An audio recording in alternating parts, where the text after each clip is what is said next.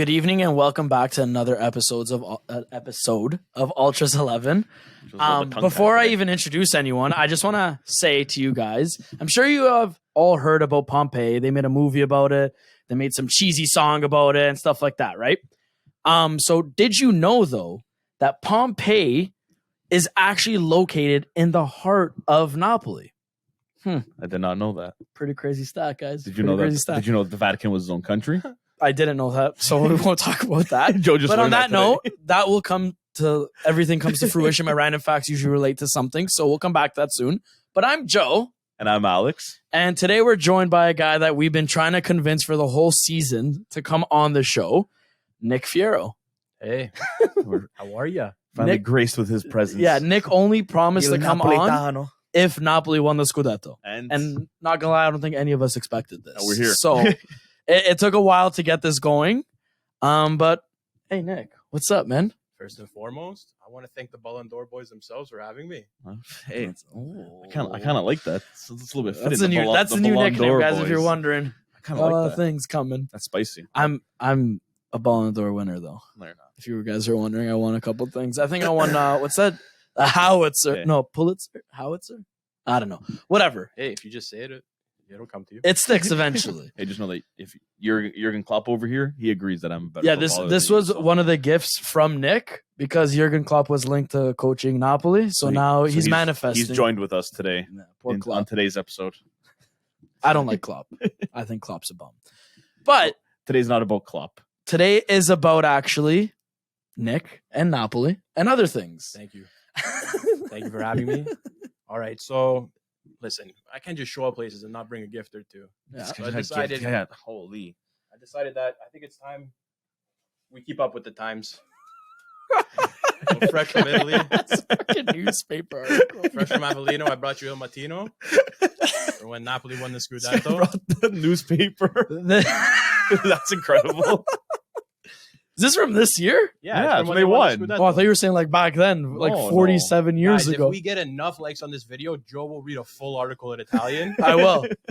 Signora Mazzi would be very proud of me, my Italian teacher. That'll be uploaded instantly to our YouTube. And I want everybody to drop a comment, especially if you could speak Italian. I want you to comment on his pronunciation. And completely judge him, okay? Judge him. Guys, don't be scared. I think if you give me a script in Italian, I could read it very well. I'm not going to lie. I could roll my R's quite. Is he only in the bag for something else now? Wait, dude, those comments are going to be ice cold about you, so I think you need something to warm yourself with. This guy got a scarf. I don't even have the Roma scarf with me today. Dude, guys, we're full Napolitan today. We got a Napoli scarf in here. We got a Juve scarf up there. Yeah, no but Roma Juve's in the mud right now. I think it's is it backwards? Yeah. No. See, it's perfect in the camera. We're good. That's what. Ooh. See that, dude? I'm a genius. And it's definitely Joe's done this before. You can tell. It's 100% authentic. I only buy the best of the best. Obviously, man. Right? That was a gift from Mazia in Italy to me, and now I want it to be a gift to you guys from me. Hey, but I hope you know we can't keep it on the table. You know what? Forever. Okay. I'll keep it. No, we'll keep it until Nick, the start of next year. We'll keep it on the table. Okay. So this is a gift. I'm just Jesus. Listen, I don't know if you guys can keep it. It just keeps coming. I don't know if you guys can keep it. I'll loan it to you. Will you let us hold it? But I'm gonna need it back. Okay. Can we hold it? Joseph, Alex, please open up. If it says Kim Min Jae, I don't want it. I'm not gonna lie to you. If it says Kim Min Jae, I'm throwing this thing. I better say Di Lorenzo on the back. There can only be one. Sorry, guys. R.I.P. Cavadona. Okay, he's leaving. No. That's pretty sick, man. I'm not even gonna lie, man. Like, I'm a Juve fan, but that's one thing I'll always give Napoli. Did you even they got get some it? beautiful jerseys, and isn't it like Mission especially Impossible with getting it? Cavadona, man. That's for me to know and you to find out. Why are you draping it on me? Because I just want you to look at it. You gotta feel it. You gotta touch it, man. Dude, it's so nice. This is what champions feel like. I don't know that feeling. Maybe 1 year, man. Maybe Spalletti goes back to Roma. Who knows? I wish. No. He's taking a sabbatical. Everybody chill. Everybody relax. Everyone is on the fence. I personally don't believe it. All right, for this last one, Jesus. Another one. I want Al to close his eyes. I honestly hope to fucking God it's a piece of grass from when. No, this has nothing to do with Napoli. But we have to pay respect where respect's due. Oh, Close shit. my eyes. I was not going to like this one. Anybody from this team on this wall. I know why, but come on, we're Italian. Joe, I want you to open that up and I want you to read the back. Oh God. It's from a certain Number 9. Who is it? from a certain team from a certain year Big Rum. with a certain coach. Under Conte. That one you could keep. Yeah. I don't want to keep that one. The one Al doesn't want to keep. No, I Will be the one insist. that's stuck. I insist. That one is instantly going far, far away from the wall. I insist you put it somewhere on this wall. There's, hey, I have. Very Hey, adamant. don't worry. I didn't forget Inter. I have an Inter on the wall. It's right behind this whole shrine I have here with the Juventus ball. He showed me the that Inter jersey in the bathroom. That's disrespectful. He put it right above the toilet. Yeah. Okay. You weren't supposed to say anything about that one. Getting exposed now. Poor guy. Or Inter's above Juve. Juve's I gotta- mudded. I'll leave it on the table for now, just because Yeah, he dude. brought so many gifts, and he was thinking about I us. want to cover the Napoli badge. Yeah, don't be disrespectful, Joe. Come on. That's I even brought a clothes hanger for you to hang it up. yeah, but we can't show where the clothes hanger is from Oh, my because fault. with There's our no s- clothes hanger here. yeah our sponsors will not agree with this. Yeah, we can't- we Which, can't- we can't do we that. have to talk to our sponsors afterwards about everything. But on the topic of are we all done with the I gifts? think we're done with the gifts. Are we good now? I don't know. I'm scared he's gonna pull something else out and be like, well, Dude, when he I came seen in with this the bag, jersey you here. see the bag. It's not a big bag at all.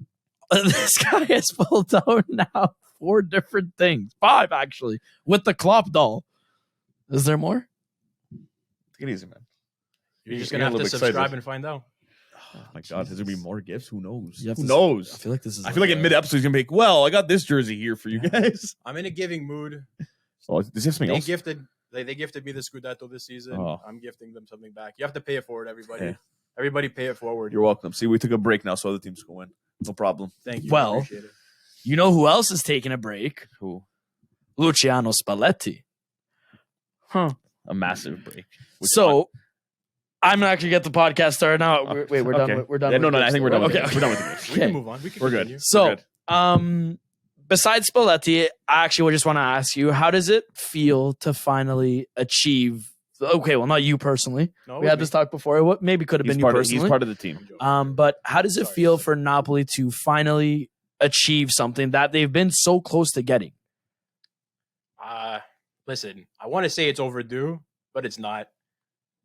34 years a long time. I haven't seen the first 2, but it's pretty, satisfying and it's gratifying to see them win at this stage, Yeah. especially with you don't really see rebuilds win trophies this quick. Yeah.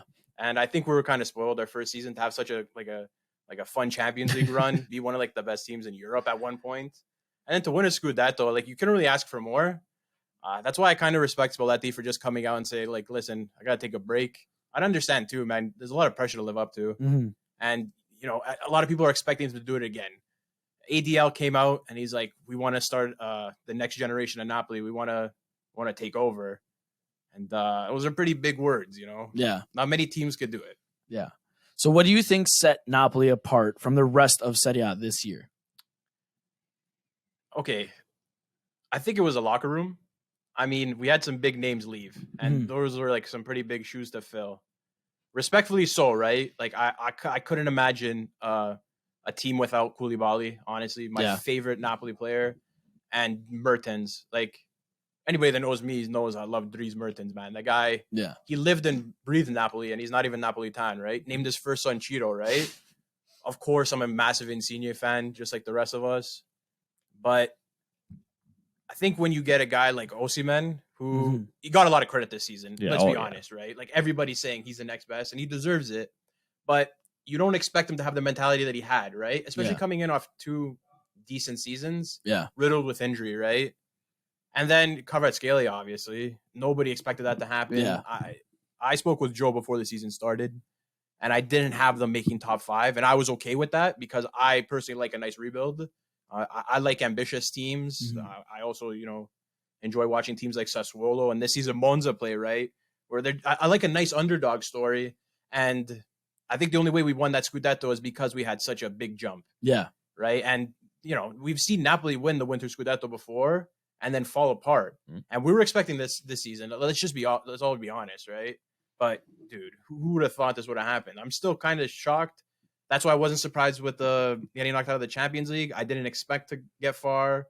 As far as we got is good enough for me. And it was just nice to see finally, Napoli get a little bit of respect, right? Because we were always second best. No. They always came so close. You saw those years that Juve dominated that. Napoli or Roma was always those teams, giving Juve the trouble. Inter and Milan they were never, by mid-season, they were already mid-table. Like they weren't even a thought. And Napoli came close so many times that year they had like 93 points, 92 points. Yeah. You're like, okay, they're gonna win it. Juve finishes with 97 points. Like those things, it sucks for a team like Napoli because in any other year with 90 points, go look back. When was the last time teams that hit 90 in any leagues hit 90 points, they usually win it. Like that's just how it goes. So like Napoli, they were so good in the past, but it just sucked because those teams, and same thing with Roma, were so good at the wrong time. Put those teams now when Juve is finally going through the rebuild and they're losing their older guys and those guys are retiring. You put that Napoli and Roma team now, they're dominating. They're fighting for the Scudetto. It's them two. I think the other rare thing about the team too was it was a very likable team. Yeah. Like wherever we went, like especially because here where we live, majority is Italians, and they keep up with the Serie A and the Premier League and Champions League and so forth. And not a lot of people had a bad thing to say about Napoli. You don't get that a lot, right? Yeah. Napoli's one of the few teams where our derby is with Salernitana. They're not a big team. Yeah. All due respect, they're doing pretty good. Like they're overachieving in the Serie A, right? Yeah. But to go places, and everybody's like, I wouldn't mind Napoli winning the Scudetto this season. I don't. It's hard to come by. Yeah, especially when Juve dominated for 10 years, and you hear the complete opposite about them. Yeah, and then when you're finally in the winner's circle, you're like, wait. This feels weird. This is not supposed to happen. You're supposed to hate us right now that we won it. Instead, you're supposed celebrating. to buy our key assets from us. Now, I think this year was good for Napoli simply because they capitalized on the lack of consistency from other teams and remained consistent. And you always saw Napoli was always starting the season strong. Then come January, once that transfer market hit, somehow Napoli they hit a roadblock. They would fumble a couple points, easy games they would drop and stuff like that. And this is that year that they actually made it over that January hump. Yeah. They made it. They did their thing, through. And I'm not gonna lie, they played very entertaining soccer. Oh no, dude! You know what I mean? That attack was firing from all their style cylinders. of play. Everything was phenomenal. But it's everything is all with key factors, and it's not I'm not comparing Napoli to Leicester, but it was that same kind of season. Leicester saw that season of no one really being a strong okay, they're gonna win. They said, and you know what? They're we have a good enough team. They started getting those wins early on. They saw that. Okay, you know what? It's a realistic dream, and they went all in for it. No, that's a fair comparison. Napoli did the same thing, man. They saw that it was no one was like that team that's okay. You know what? Milan's gonna do it again. You saw Milan had weaknesses. They didn't have the depth. You knew they weren't gonna last. Same thing with Inter. Now Inter, they picked up at the end. They started off shit all season. They picked up right at the end. Good for them because they're in Champions League final. But Napoli saw this season. They had a good enough team. Yeah, it was a rebuild, but they said, hey, you know what? What better time to try to go for it than now? And they did it. We have no expectation too. No one thought they were going to win at the beginning of the season. Yeah, it got dicey at the end, but it did. But but they put themselves in a position where they could get dicey, and it didn't matter for them. It's not if they were 6 points. It's okay, you know what? We lose now. Then we're only 3 points. We can choke this whole thing like Arsenal. Yeah, and you don't want to do that. Please don't get me started. Because this year, Arsenal, their fans are usually pretty confident. This year, they were a whole nother level. Oh yeah, and you don't want to get to that because again, Napoli's been in that position in the February thing. Where champions thing. Inter did it too. You got to know how to make it. It's the second half of the season, man. I always say it's a completely different season. Yeah. The first half, you can get your wins against the teams, whatever. It's a lot easier. Second half of the season, man, you have teams like Spezia who come out and they're playing like prime Barcelona during a and they're World Cup. They're defending 06 Italy, and you're like, okay, you can't break this team down. And they're just they catch you on the counterattack and they score a stupid goal. Yeah. It's true. Napoli this year they took advantage of the situation and fuck, man, they played a whole difference. And dude, for me, the biggest thing was how good they kept getting in Europe. Yeah, that was the biggest thing. I think that was the biggest shock. That I didn't expect. I didn't expect them winning, but I did not expect them to make that kind of push. I'll be the first to actually look impressive and even say when I looked at Napoli, I had them finishing somewhat decent. I thought they because it's Napoli, they've always somehow competed. 4, but I can't really remember my exact whatever, but the push they made in Europe, that's where it kind of like, it's like, yo, like something's going on here. Like there's something different in the water in Naples right now. Like something, they're cooking the best pizza. Like I don't know what it is. And, you know, like, I mean, you'll give the credit to Spalletti for somehow rotating a squad that didn't really have like the best depth. You know what I mean? Like, okay, in the attack, you had some decent depth, whatever.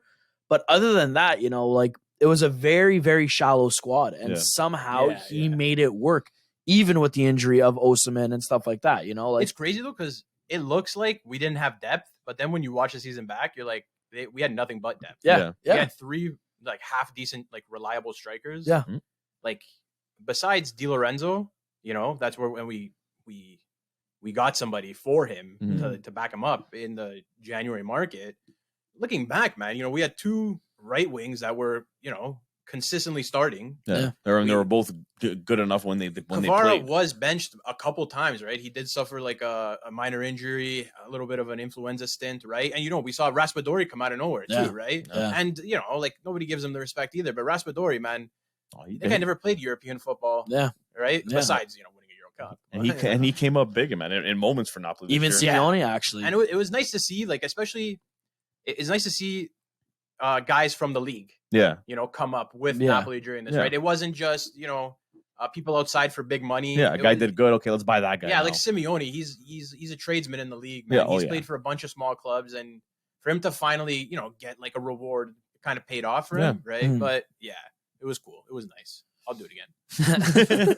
Let's run it back. I'll do it again. We'll do one more year. I'll watch it again. So one of the major stories coming out of Napoli, though, one of the talking points that kind of overshadows some of their success is actually the departure of Spalletti, which we mentioned before. Yeah. He's saying it's for like personal reasons. He's genuinely tired. He has too much love. He's going to leave, blah, blah, blah. Like, he's not saying anything wrong. But you've been a Napoli supporter your whole life. You know how their owner is. Yeah. Do you genuinely believe that is the case and he left on mutual consent? Or do you think there's something else that... That's what I tell myself, to hold back the tears. Yeah. But I believe him. I don't think Spalletti has anything to lie about. Like Spalletti's been a coach a really long time, and he's also the oldest coach to win a Serie A. So just take that in from like a life perspective. This season probably tired him out. Oh yeah. Right? It's a lot to do, especially with a team that's their fan base is so passionate. Yeah. Like they stole his car to make him leave. I remember that at the beginning of the year. I don't think they're on the best of terms. Started here, you know what I mean? Wasn't he supposed to get sacked within, I think it was like the first like 6 games or something like that? Or was that last season? Yeah, maybe. I remember some sort of like turmoil. I think it was this year too. At the beginning, they had a little bit. Yeah, I could be wrong. I can't remember timelines at all. I'm not very good with that. But I remember reading something along the lines that like they wanted him out, like the fans. From what the fans did. They didn't agree with his choices because Insigne left, right? But with Spalletti comes some controversy. Happens at every team he goes to, besides Udinese, right? But like at the end of the day, you say what you want about De Laurentiis, he let him stay. Like he like a lot of teams with doubt, they pull the trigger real fast. Yeah. And you know, we saw it almost happen with Gattuso, and maybe it should have happened sooner than it was supposed to. But you saw he got to play out that season. Europa League wasn't that bad. It is what it is. But dude, what are you gonna do, man? The guy's like 65 years old. Yeah. He's like, yo, I need a sabbatical. I'm giving them the sabbatical. You know what I mean? Yeah. No, I think after a season like that, man, like you said, it's for any coach, or you ask some guys like Pep, like you see him how much how stressful a season is, and like that break, like he needs that holiday, man. But he's at a younger. R.I.P. Klopp. Klopp got jealous. R.I.P. Klopp got mad. Klopp remembered that we were talking about Pep too much. Like he brought up Pep. He's like, all right, I'm out here. You guys literally But took him over the edge. Pep's at that age where he still has like the passion and wants to play through it, and he'll give it his all and keep going because he can still do it. But when you're at that age there, man, like it's like leapy too. You get to a point where you're like, okay, guys, like enough's enough. Like I can't do this anymore, especially with a top team, man. It's Also, too much stress. You guys ever think about it too? Like we've seen it happen so many times where coaches overstay. Oh like overextend their welcome. I don't want to say anything, but sorry, my chest. It wasn't me. No. That's like that. I'll gladly agree. I think he wants to like leave with a good taste in everybody's mouth, and I think it's the most respectful and honorable way to do it. But yeah. Well, I was gonna say if he stays and let's just say Napoli has a poor season next year, then any good he did, like it kind of goes forgotten. I also do think becomes forgotten. A bigger part Not is goes forgotten. De Laurentiis kind of well, screwing around with him listen, than him actually being tired. But was like we kind of expect him not to win. Yeah. And the year that they won, they can't really blame the guy. He did what he could. Mm. So I think if he next season, whatever happens, right? But nobody will forget this season. Yeah. I mean, De Laurentiis isn't really holding back with all the rumors circulating about the new coach that is going to be taking over Napoli. You've seen names already like Jurgen Klopp. Which I mean, he might want to come back now that we're talking about him in a positive way. Somebody make that guy an espresso. Tommaso has to come here now. Please. Get him on the podcast. I wish we could get Tommaso here. I would love to just sit down and talk with him. Tommaso, have an we're espresso. extending an invitation. If you watch this, please come. We'll get Tony to come downstairs and actually make an espresso for you this time. And translate. And probably just actually speak to you and we'll conduct the whole thing. He'll be our translator, right? Yeah. But he'll also make you a coffee, so you don't have to do that. You can take a break that day. Another name you guys are linked with is actually one of my favorite coaches, Luis Enrique. He did serve some time with Roma. I don't know if you guys remember that moment for crazy. I love that guy. I do. He comes in highly decorated. Yeah. People say he failed with Spain. I don't see a failure there, but regardless, how do you rate that appointment if it were to happen? And do you see De Laurentiis actually coughing up the $8 million a year he's demanding? Yeah. I see him doing it. Yeah. The reason being was we never expected to spend that much for Osimhen. He was a pretty expensive striker. And, you know Napoli, the way that they buy and the way that they sell, right? Yeah. We usually buy low, sell high. Yeah. And we invested a lot of money into Osimhen, which was nice because it paid off. Yeah. Right? You got your Big Scudetto. time. My thoughts on Enrique, I think he's a great coach. He's won a lot with Barcelona, right? But, I knew there was the but. Look back at that Barcelona team. Yeah.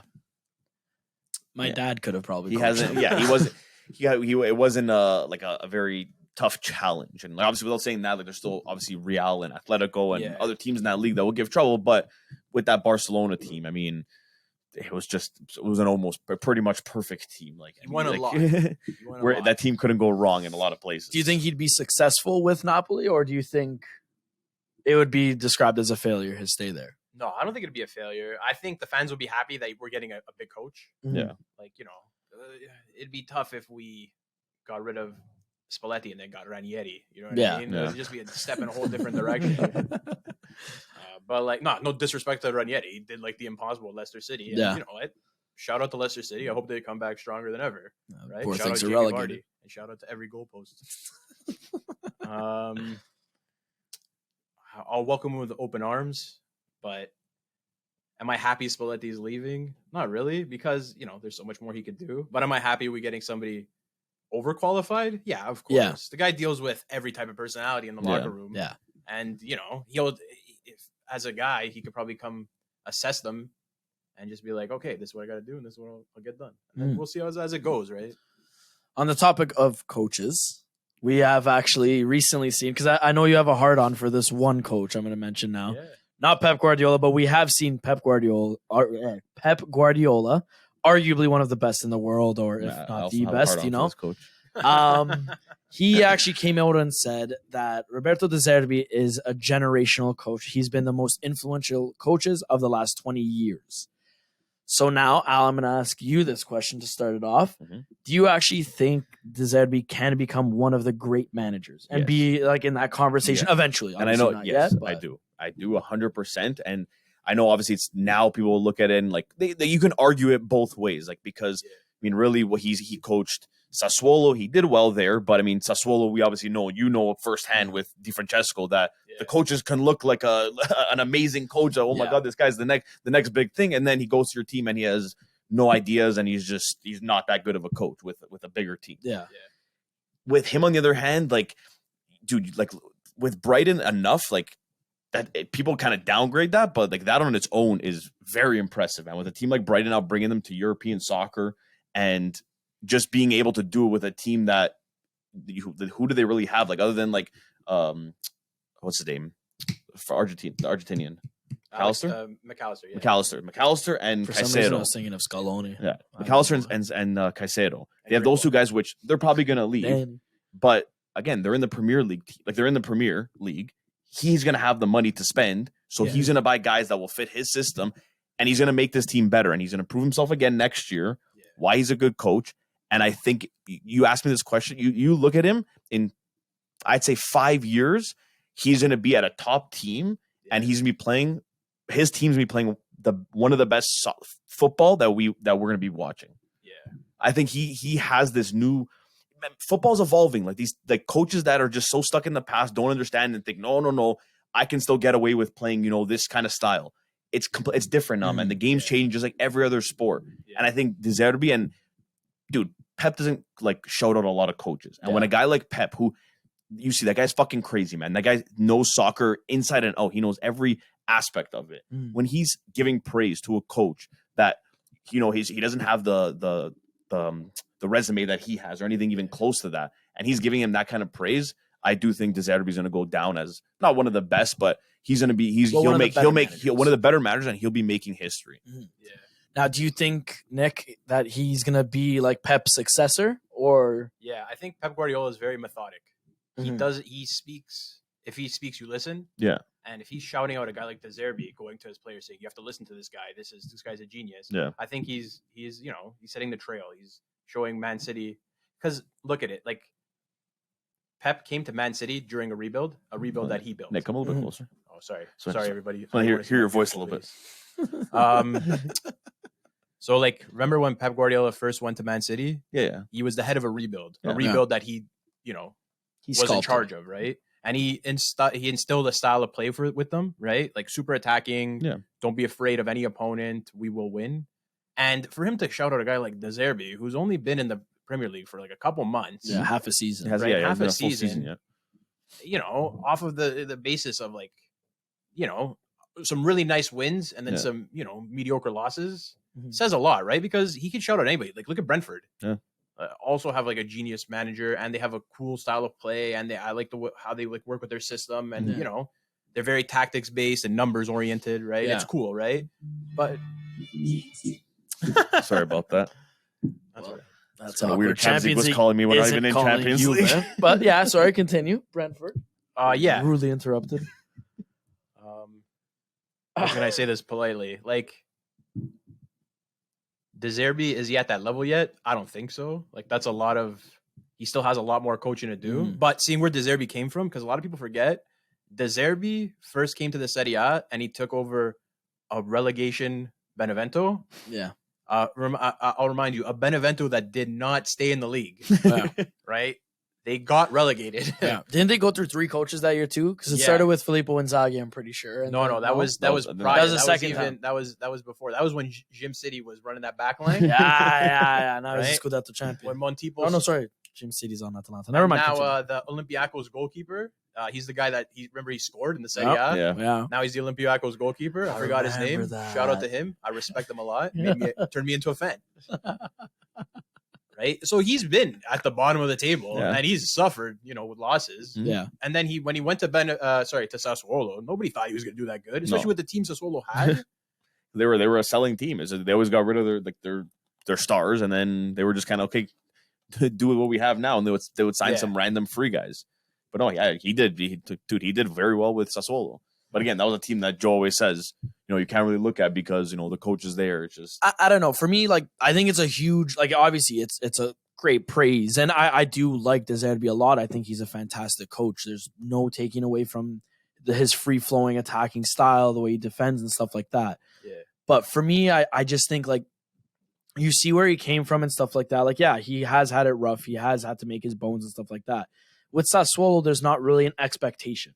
You know what I mean? There's obviously the expectation to stay relevant. Yeah. But to not get relegated. Yeah, to not get relegated. But I mean, you kind of expect that given the players they have and the scouting system they have. They get some of the greatest players, not greatest, but great youngsters and stuff like that. Him going to Brighton and doing what he did, I think that is amazing. But I think next year is a huge season for him. Yeah. Simply because it's now you're competing on multiple fronts, right? And if you're competing on multiple fronts, that's going to give you some different expectations. Yeah, Brighton won't have a deep squad either. Yeah, you know what I mean? So like it's going to be one of those things that like you're now being tested even more because now you're going to compete in Europa League. You're going to compete in their 7 different league cups that they have in England and in the league. So, and the expectation is going to be like maybe to finish in another Europa League spot, you know? And I think that's where you'll see. And I think next season is probably like his biggest make or break moment. Yeah. You know, and I'm kind of afraid for him. I'm not gonna lie. Like I don't want to see him crumble. Who, Zerbi? The Zerbi, you know. I'm not afraid. You know why? Because if you look at his coaching career, he only takes on projects. Yeah. Mm-hmm. Yeah. He's never really went for a check. He's never really went to a big team prematurely. Mm-hmm. Like he went from Benevento to Sassuolo to Shakhtar Donetsk, right? To Brighton, respectfully. And look at the players that he's like created. Yeah, created like as he went on. Made a name for them as he was coaching. Like Raspadori. Right? Like Scamacca. He got the best football out of Berardi. Well, I mean, Berardi was always decent, but like he got the best out of him there. He was playing, very Ama well. Traore. Yeah. Locatelli. Your legend. But Andrea Consigli. But it's 47 years old still playing. That's actually true what he said. Like he's not one of those coaches that will go for the money or just take a job just because like, hey, you know what, I don't only have a job now. Oh, you know, this team's coming for me. Yeah, you know what, whatever, I'll take it. He'll actually do his research, look into it, and like see, okay, do I want to take this on? Like, is it a good project? Do I have enough backing it? Like, am I gonna go there and am I gonna be able to like, you know, do like what I want and be able to sign who I want? And like he wants to know everything before he'll actually step into this job. And remember, Brighton lost their leading goal scorer as soon as he signed. Guy jumped ship. He's like, nah, Arsenal, baby. Yeah. No, it's true. And I think that's one of his better strengths, De Zerbi. Like he knows how to actually function with like, and that's where like he has like that Sassuolo mentality, you know, like he would lose a key guy. Yeah. And then the next season he would still stay relevant and still do something. You saw even this year, like some of the top teams in Italy were going after him. Yeah, you know, Inter was linked with him. I seen Juve was linked with him. Yeah. Roma even tried to go if Mourinho leaves, like whatever. And he even said, no, I want to stick it out with Brighton and I want to stay in England. So like, you know, his ambitions, it's not about the money. It's about actually becoming something and becoming like a better coach. Yeah. You know what I mean? I watched an interview with him and he said the most important thing is that he gets to play his football. Yeah. And I think that's the biggest thing. I just want to see now that like, the next thing is once he makes that step to, you know, like a top 4 team, like whatever league it is, whether it's the Prem or Italy, wherever he goes. I just want to see him now make that step, and then I want to see how he does on that team. Because obviously, you know, with Brighton, even if whatever they do next year, they come top 4, they make Europe again. He's going to do good. I don't doubt that. But I just want to see when he takes that next step on to that bigger team and see what he does there. Well, speaking of next step, I want to quickly touch upon this because it's been the talk of the town. It's been something that's been on all over TikTok, which Instagram. Town was it the talk of? It's been the talk of Luton Town. I don't even know if I said that right or if I'm going to get butchered in the comments because I know Americans, even though I'm not fucking American. Stupid American. I don't know anything about the game. Wait, you're not American? I'm not American. I know I'm fat like the Americans, but not American. I'm not actually probably going to get banned. I wouldn't have come on the podcast if I didn't be American. This is like a deal breaker for me. No, we only saw the axe the episode. Okay, we're done, guys. Thank you for everything.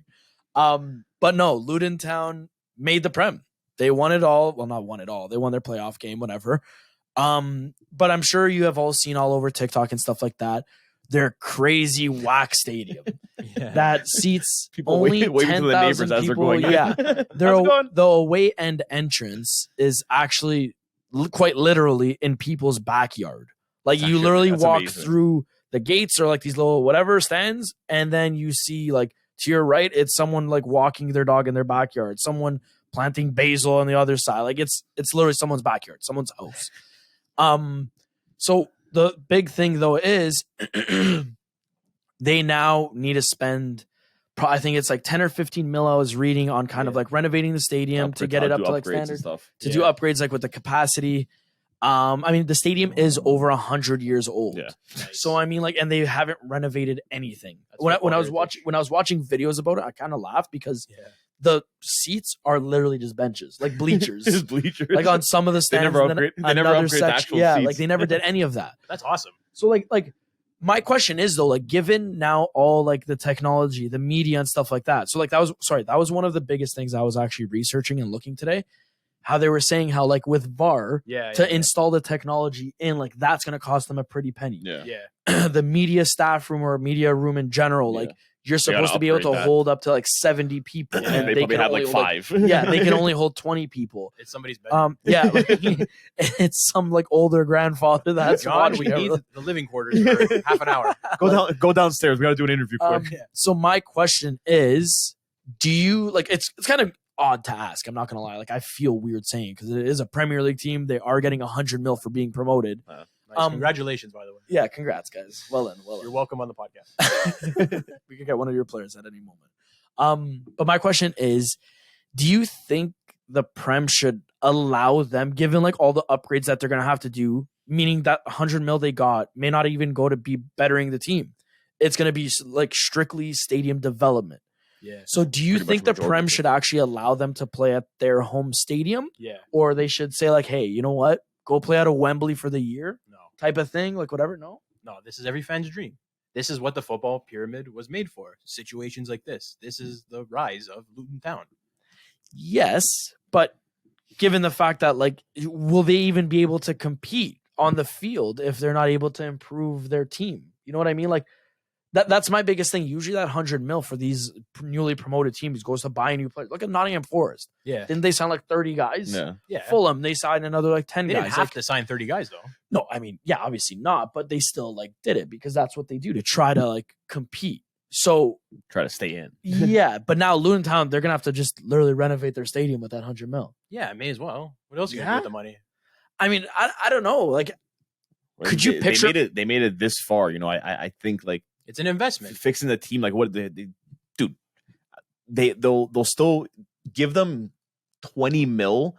They'll pick up guys that are either about, close to retiring or they've played their years and no one else really wants them. They'll sign those guys, spend 20 mil in total on all of them. Free transfers. And the rest, they're free transfers, and the rest of it's going to go to the stadium. Yeah, I don't think it's that big of a deal, honestly. Like they'll figure out ways, man. It's in the Prem. Even if they spend 100 mil and they're like, hey, fuck, we need some more money for players. Yeah. I'm pretty sure somehow they'll get a loan deal from like. No, this is awesome. This is what we watch football for. Yeah. This is the whole reason why we didn't want the Super League, right? But with the Prem, it's already a Super League. It is such a marketed league. You know what I mean? Like it's such a media-based league that like whatever. The only thing, could you picture Erling Haaland walking through somebody's house? No, I do. It would be sick. It would be sick. It would be good just because like he said, like that's what we live for. That's football, man. Like seeing like Man City show up there and like people are going in and they're fucking walking through houses. Like it's funny. Like it's sick. Dude. And my thing is I don't think the Prem will allow it, and like they're gonna kind of force them to maybe play at another field or do something. But like they for personally, I don't think they should. Like I do agree with him. Like it's football heritage. Yeah, you need that. I think it's probably not that big of a deal. If they do it for FA Cups, why can't they do it for the Premier League? Yeah, no, I agree, like to a certain extent, but like I also I get worried because like my thing that I've always said that I hate about the way the promotion system works and the relegation system works, it's I feel like you never see the newly promoted sides survive. Every 5 years, you'll see two of the teams actually make a fight and actually stay alive. You know what I mean? Like Fulham. How many times do they get promoted and they get relegated the exact same year? But they stayed up this year. No, same with Bournemouth, right? This is the year like they actually stayed up, and it was Southampton. Who else got relegated? Leicester City and Leeds. Those are the three teams that got relegated. But Nottingham Forest, they're right there. They got relegated, right? No, they stayed up. They stayed alive. Yeah, all 75 of their players are playing next year. They're actually making 12 more signings. Look, they signed all those players and they barely made it. Yeah, you look at Monza. Monza made signings and they came 10th place. True, but they didn't sack But they made the right signings. They didn't go and spend just money because they had it. Yeah, exactly. And they didn't sack their coach halfway through the season like the rest of them. It's true, actually. They wrote it out. Eddie Howe's a legend of Newcastle. I just thought I'd throw that in there. But maybe Ancelotti goes to Luton Town. Imagine. My fear is literally just that the Prem is going to kind of force them to that's develop their stadium. I can see that. I can see. And like for me, I feel like that's gonna. I think that they're looking for the excuse. Luton Town was like, okay, we're getting money to fix this finally. Yeah, right, dude. It's an investment, man. These guys, this is their end goal. They want to all make the Premier League, and they're doing it. This is good for the league. Well, I did see when I was reading up on this whole situation, whatever, that they were offered to play in like the FA actually recommended that they play in MK Dons Arena. Yeah. I can't remember the other team, but I think it was MK Dons is actually like their direct rival. Oh, okay. Yeah. And the owner turned around. He's like, "Fuck no, there's no way we're gonna fucking do that." And Respect. Shout out to him. They're putting 10 mil in to basically improve their ultra stand, and that's it. Oh, like nice. they even said they don't have any qualms about trying to make the media situation better. Dope. 20 people. Dude, do it okay, outside. that's What's the big deal? Yeah. It's just crazy to me that you're actually gonna see Ilkay Gundogan walk through somebody's fucking dining room. Hey guys, just you want to know way there.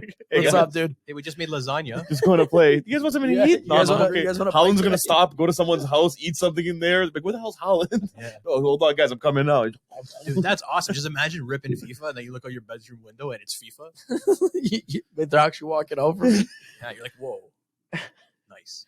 No, I would love to go. I would love to go see it. The tickets are probably going to be cheap too. Yeah, that's a trip, man. Yeah. Like, imagine just showing up in England and you're in Luton Town about to watch Jurgen Klopp. No, dude, he's going to be with Napoli, man. No, listen, Lucho. But on that note, I think we got 10 minutes left. I mean, I heard Al send a little jab over about Jurgen Klopp. Beep, boop, boop, boop, boop. Yeah. Beep, boop, boop. Boop. The garage is open. The garage has been opened. We're going to have a little garage talk right now. And this is the part where we actually don't have anything planned. But, while we're talking right now, going to shoot the shit. Yeah, whatever that was. We just kind of come up with something. And I want to kind of throw Al under the bus here. Because everybody else gets thrown under the bus. But Al and Juve. So, why you did this? I'm going to start things off. Yes. Nick. Hey. Is Juve in their banter era? Straight to the point, straight to the fucking heart. Do you guys want the proper answer or do you want my answer? Your answer. I don't want the proper answer. I want your answer. I think we've seen this situation happen so many times with so many other teams where we're just like, nah, it can't be the banter era. They almost finished second place. And then they go on next season and they finish 12th. We've seen it happen at Milan. We've seen it happen at Roma. We've seen it happen at Napoli. Yeah. Gattuso, right? But I think it could be avoidable if they just figured out their backroom situation. I think it has nothing to do with, okay, this is going to sound bad, but this is good. I don't think it really has to do that much with Allegri and the players and the backroom staff. I think it has to just do with management. It's being mismanaged at the moment. Mm-hmm. Nobody knows what's going on. And it's just like being at work. Imagine your boss isn't there. You're just like, okay, what do we do now? Am I getting paid? Am I not getting paid? How are you paying me? Is the money coming? What are we playing football yet?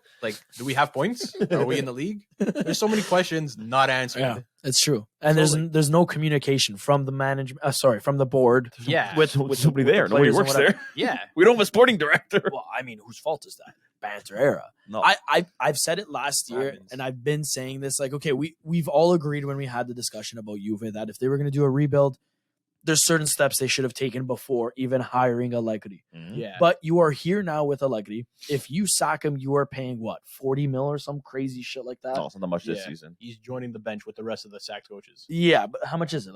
It's still a decent amount. No, I think now it's I think it was 18 or 20 mil. 18. That's a signing. That's literally a marquee signing in Italy's market. So I mean, for me, I look at Allegri. I don't think he's the worst coach. No. I think he's been given a rough hand. He's trying his best to deal with it, acting like a gentleman, saying it's unfair, but what am I going to do? My players have gone out. How does he even expect to line a team up and get them fired up for anything when 10 minutes before a game, you got to call, hey, see you later. You don't get 10 points anymore. You're dropping down to 7th. We just found your 10 points in the other side of the table. Yeah. No, that I do agree with that. But I also think he's not the right coach for what Juve is now. He's a good talker. He can defend his team when he has to. He knows what to say to the media. He's very good speaking to the media. He's good with a team that's already ready, but a team that you're trying to figure out and trying to get them to that mentality and build this team to become a fucking unit and just something for 10 years that's going to last, and just no matter who you lose, you can kind of always pick up, and like how Juve was for the last 10 years. He's not that guy to set them up like that. Look at Conte when he came in the first time there. He came in, he brought that Juve mentality back. He brought that winning mentality that you don't give up till the end. Doesn't be like that ugly style, but you won games and you won a championship. Yeah, he brought that back. Allegri came in, he had everybody in their prime and he ran with it. And he did well. Like I love Allegri as a coach. It's wrong timing right now for him. I do think he has to go. He's not the biggest problem. Yeah. Management and not knowing who's in charge, that's the biggest thing. No, I agree with him. That's the biggest thing. And if Juve don't figure that out, they will go to a banter era. 100%. But the good thing is they're at a point now where if they make the right moves, they're not going to go into it. Yeah. They're going to avoid that. If they make the wrong moves, which a lot of teams do when they think that they're making the right moves, like, you know what? Exactly. You know, maybe I'm going to save here. I'm going to do this because, you know what? I want to do it that way. I don't want to do it the other way. Yeah. That's when the team starts going into a banter and the people in charge are thinking for themselves and not for the team. Yeah. So it's all going to come down to this summer. This summer is make or break for Juve because they can happen. I think so. If they put the wrong guys in charge and the team is just not where it should be for a rebuild and they don't bring in the right coach, it's going to be a disaster of a season. Like you said, next season we're going to finish 12th place. We're not even going to come conference league won't even be a thought for us anymore. Yeah. Well, it's only tough because you guys were so dominant for so long. Yeah. If this was any other team, they'd be like, okay, well, we got next year. Yeah. You know? I think that's just what Juve fans should just hope for. Like, okay, top 10. Let's get something going here.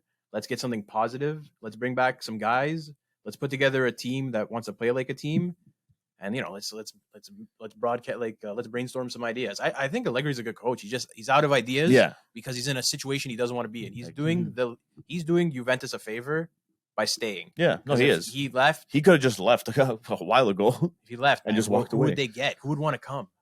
Yeah, it's true. Especially right now, no one would want to come. They'd have to bring someone just like an interim manager just to finish off the season, like Chelsea did with Lampard, and then start fresh next season with somebody else. Yeah, Pochettino. No, well, it could be worse. He's already gone. It could be way worse. Oh, Juve could have been battling relegation all season. Yeah, we'd have a whole different conversation. Yeah. But dude, financial fair play kicked in, deducted some points. Let's move on with life and figure it out next year, right? That's what it is, man. They just have to start fresh next year, move past this whole points thing. Hopefully, that's all cleared up now, and whatever. If there's more, if there's fines, get it all done with.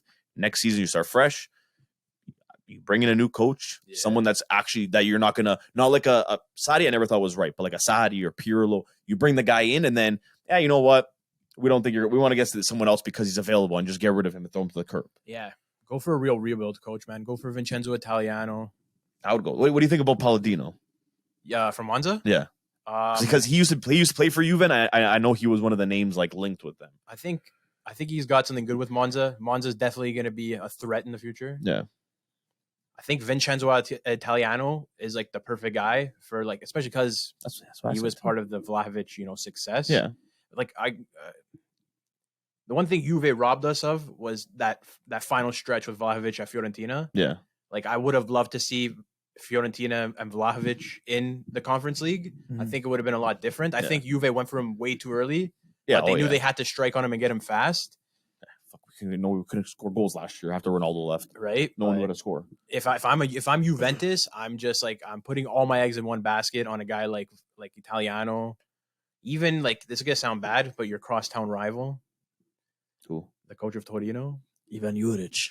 That guy, he gets he's like the attacking version of Allegri. Yeah. He's always angry, but he's like always attacking. Yeah. Whereas Allegri's like always angry and like you have to stay back. We want only one goal this game. Yeah.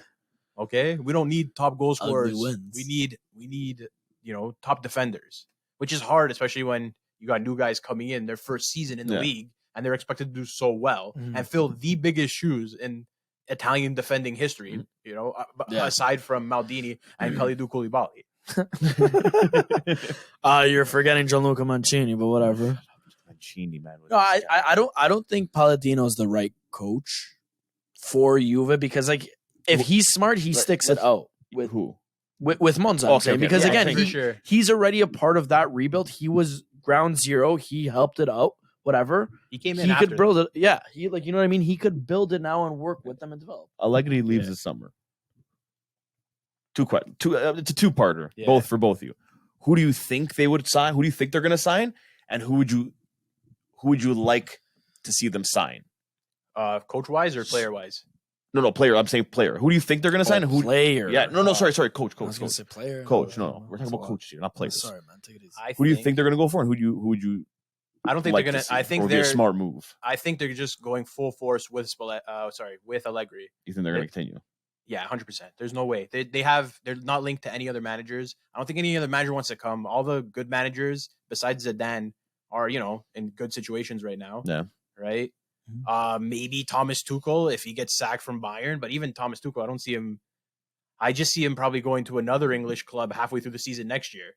Yeah. Right? Like I don't know. It's tough. If I'm Juventus, first things first, I'm hiring a sporting director and I'm saying, please guide us somewhere out of the top 10, right? No, we might be getting your boy over there from Napoli. Yeah, which is whatever. Hey, we got to take from the best, man. Am I getting a call actually? Is it Champions League again? Nick doesn't want to talk about it right now. You poaching. Poor Napoli, they're gonna get picked apart every single thing. No. I think majority of them, other than their coach and their sporting director, I think majority of them are gonna be. It was fun, guys. Thanks for having me. I'm so glad I brought gifts. Our guest is slowly going away. One of the gifts was actually Napoli's sporting director. But on that note, I'm gonna actually join Nick and leave. Everyone's just gonna leave me. We're all done. All right. I think that's it for the show. I think we got that by our guest sliding away. But I just want to say, Nick, thank you for joining us today. Thank you for having me. Thank you for all the gifts minus the Lukaku jersey because I don't want that, and I think I'm just gonna give it to Joe or sneak it in his bag before he leaves, so he won't even know. No. Hang it up. I'm gonna put it above that. Don't even say it.